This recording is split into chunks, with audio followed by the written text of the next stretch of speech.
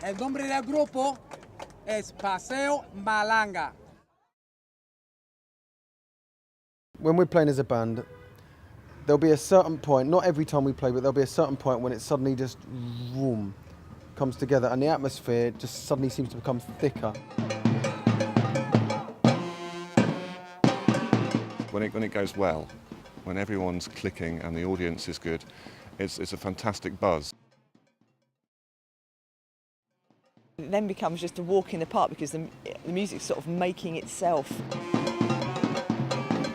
The sound, you know, it's this big, fat, in-your-face kind of sound going down the street with all the bells in harmony, the drums interweaving together.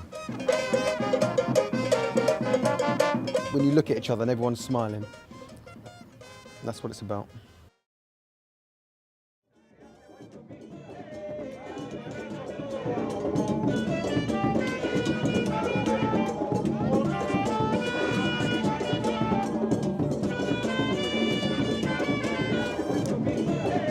Carnival's a huge, colourful, noisy spectacle.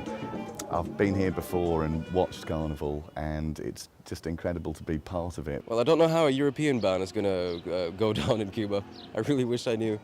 I think they'll be highly amused that there are a group of gringos trying to have a go at their music, especially a music that's so specialised, rather than the son or the salsa, which of course has gone worldwide. It's a bit like taking Coles to Newcastle. Obviously, we're not going to be able to play it as well as the Cubans can, but I think we'll endear ourselves to the Cubans for trying to do it, and I think they'll love us for it. When we arrived in Santiago, we found out immediately that Manolito was going to throw a party for us for our arrival. And from the moment I walked through the door and saw Manolito again, it was almost like the years I've been away completely disappeared. It's a very, very emotional moment. Very typical Manolito. Once again, he was giving something to us. He would organise the party, and he was giving us something very special.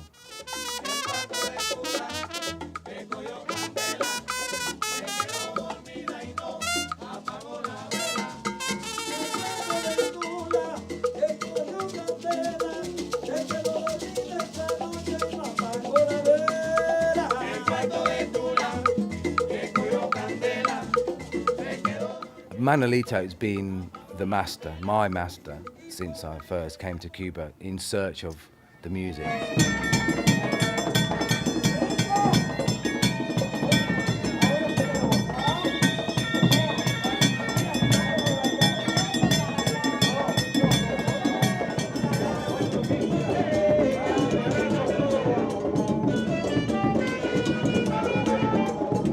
Cuba's a really rich country as far as music's concerned. There are so many different sorts of music. Music that's played on a stage, so for example, the son. The son montuno, which is a music that originated in this area and basically evolved into what we sort of know as salsa really in Europe and America.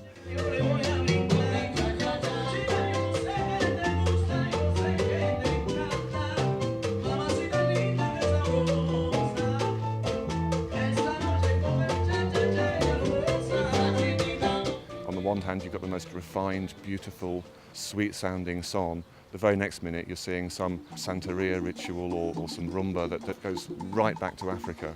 There's rumba, a music played for people to dance to, and various sort of subcategories of rumba. Religious music that's played on the batar drums or on conga drums that specifically to sing songs for the various different gods and goddesses and saints that there are in Cuba. And carnival music, which is music that really fits in quite rightly with the parade, and it is designed to be heard going along the street. There's the conga comparsas, which are specific to Santiago, which is basically a percussion ensemble with a corneticina, reed instrument from China, that takes the lead melody.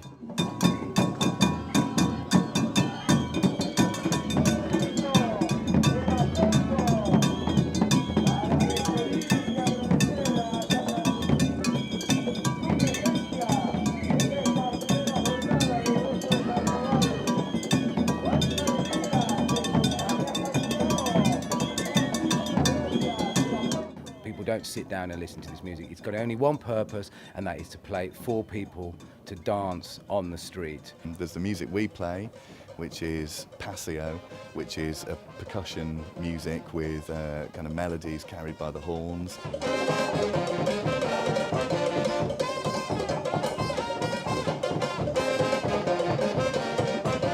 A very important part of this music is that it isn't individualistic, it's collective. There's no point working as an individual within a band like this. You have to be a complete collective. In fact, you have to sort of surrender yourself to the music, and it's almost like the music is playing you.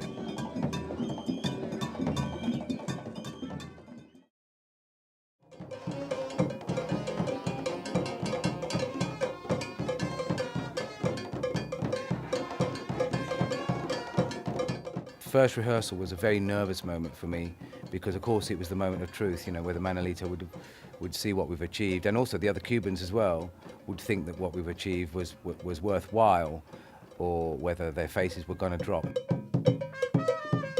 You could see that Dave was very, very nervous about it because it obviously meant everything to him. We were surrounded by the Cubans who were hoping to play with us and, of course, hoping to recommend us to the Carnival Committee. I think we realised at that point just how significant this was.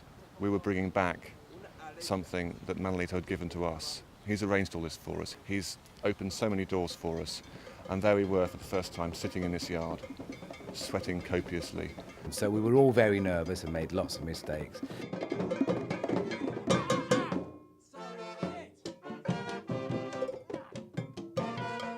We got quite a lot of things wrong.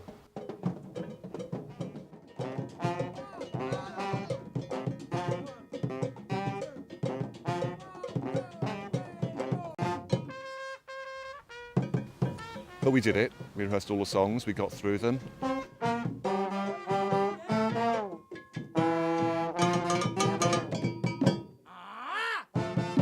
Manolito told us that sounded authentic, that it was good, that it sounded like how a Paseo should sound at Carnival. We didn't want to play rubbish in front of him. We wanted to prove that we'd learned it as best we could.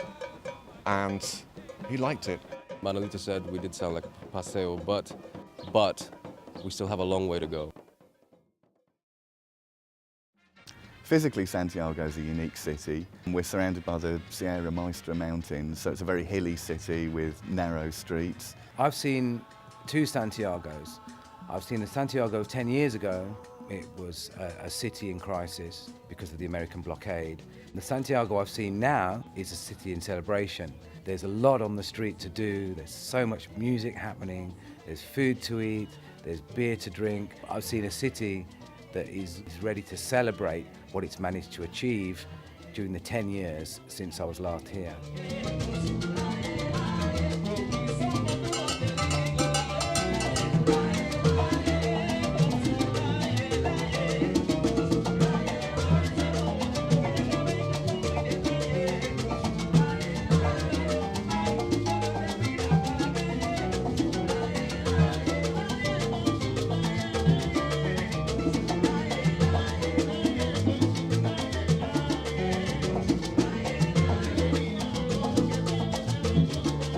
Historically, it's a very unique city. It's sort of known as the cradle of the revolution because Fidel started the revolution from these hills around us. But Santiago is, I would imagine to someone who hasn't been here before, is just a real culture shock. To a European coming down the hill into the city, into that heat. And it's just very exciting. It's very noisy, slightly chaotic, and I love being here. I love sort of drinking in that atmosphere. And they don't have a lot here, but the people that we've met are so beautiful, and they've really gone out of their way to look after us. For a couple of days I just had, they call it cambio de clima. It means you come into this really hot climate from a cool European country and your whole body just rejects itself basically. But once you're through that, you really start to appreciate just how special this place is.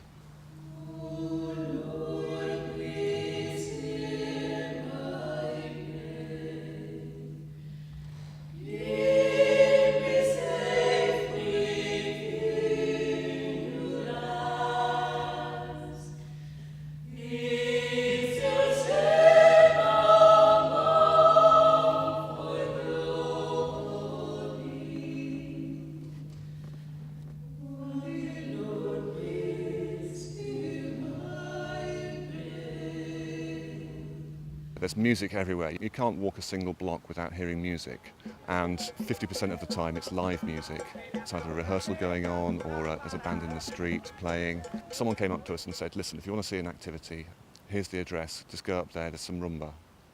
On the street, we met someone that I'd met before. He recognised me, greeted me, and took us all into this decrepit old building, and there was this amazing rumba group.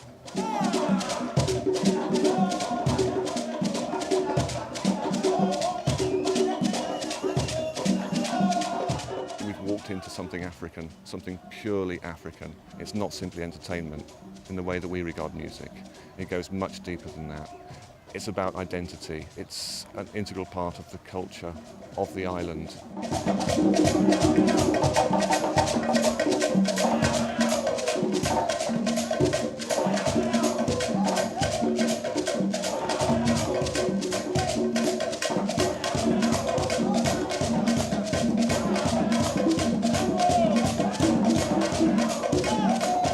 There's maybe 4, 5, 6 drummers, all interweaving these really fast, really elaborate drum lines.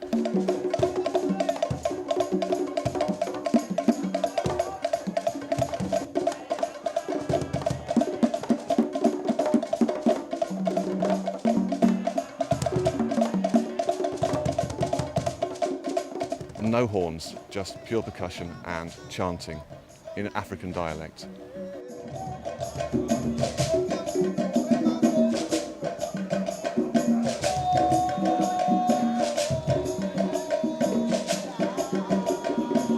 Together with dancers doing the kind of the ritual moves, doing improvising, occasionally coupling up and doing something more modern.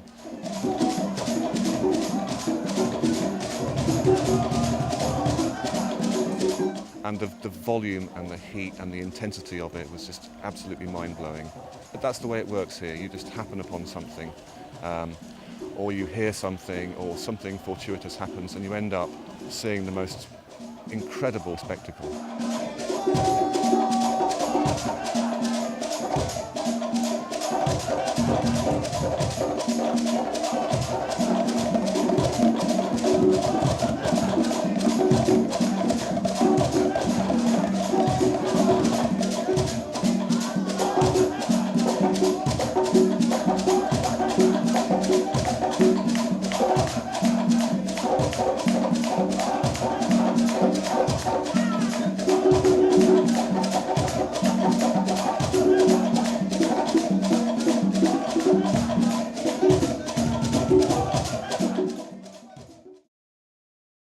As we normally do it, but don't leave it 10 minutes to come in. Did you notice they're in straight away? Right, ready, bells? This morning we went up to one of the squares. And of course it was the first time we'd played here.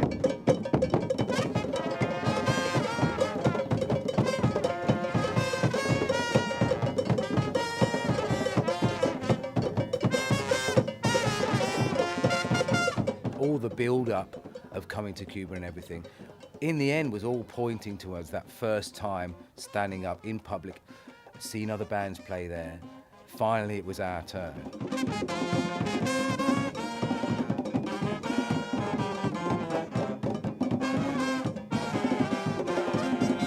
So a small crowd gathered.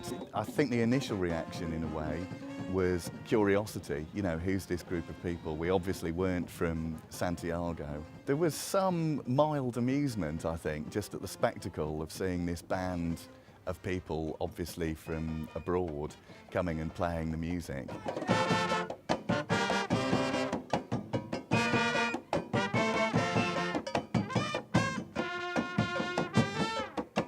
We started playing and almost immediately we had a good crowd around us. And it was interesting to sort of see the band win the audience over.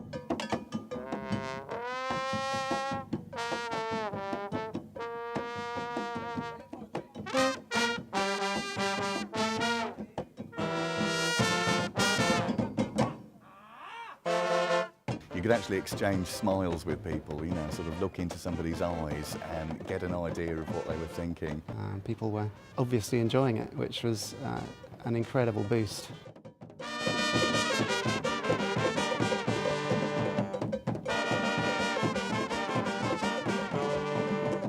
very pleased, and I felt people were very relaxed. And because of that, I think we did a good show. And because of that, I think the people were really appreciative.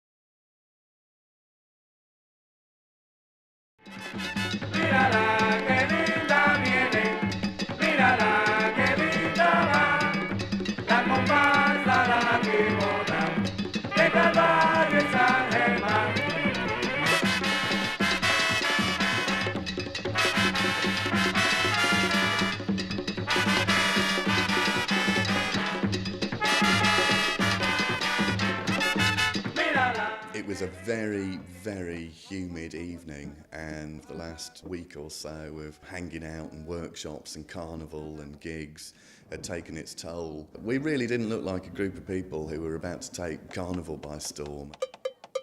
You could see, you know, lightning on the hills around us and huge, great claps of thunder.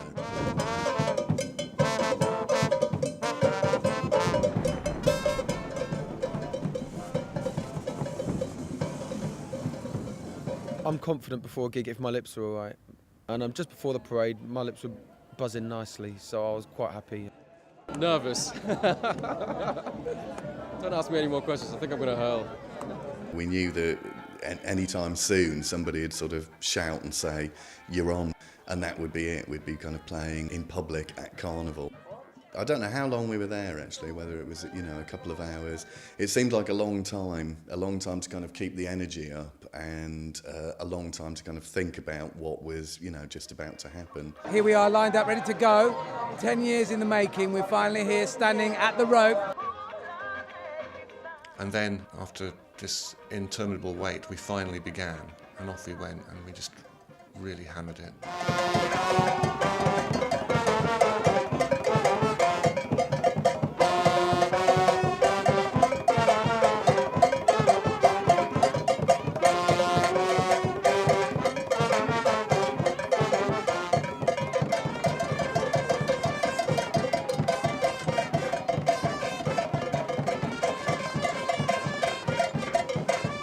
Manolito taking that third bell really energised the bell section and energised the whole group as a result.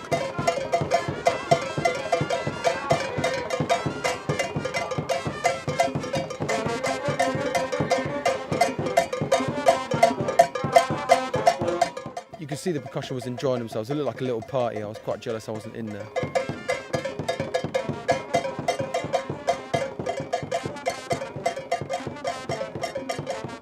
We're playing Textile great, and I was just thinking, I hope my lips hold up, I hope my lips hold up. We got to the judges.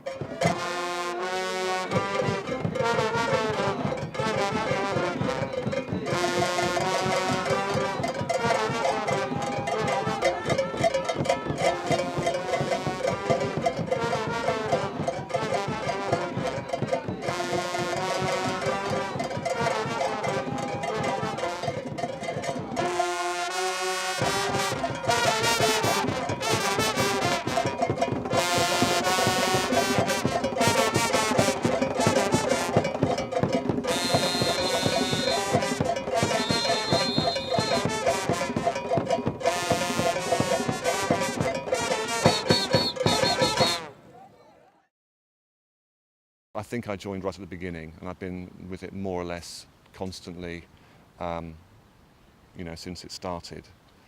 And it's developed out of all recognition in that time. It's gone from being, you know, this sort of chaotic workshop into something which is approximating the authentic sound of Santiago and Conga. For me, it's all about what Dave's done really with us in 10 years. He's taught a bunch of non-Cubans how to play compasa very, very well with a good authentic sound, con cojones. And we've taken compasa back to the Cubans.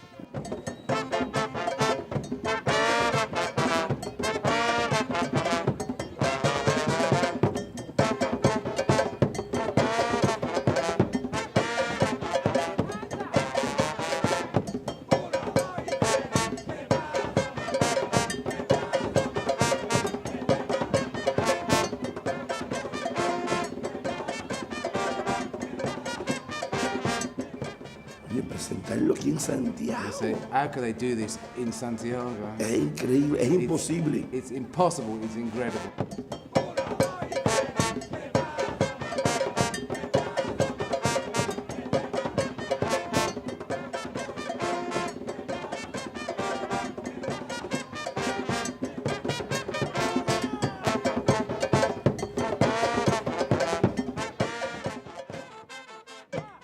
We'll always know that we have achieved what we set out to achieve 10 years ago, which is to take the music to the absolute height, to take it back to where it came from, and to parade at Carnival where this music was born.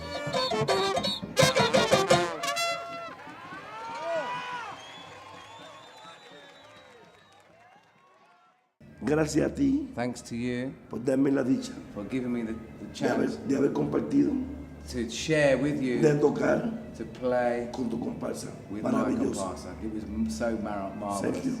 Thank you. A la fiesta, vamos.